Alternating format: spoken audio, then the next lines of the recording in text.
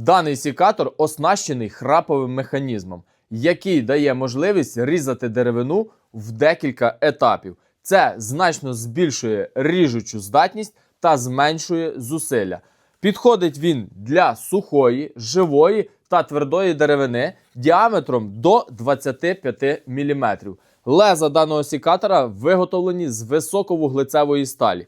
Вартість його 490 гривень. А придбати можете у Вінниці за адресою вулиця Гонти, 90. Магазин наш називається «Консоль Буд».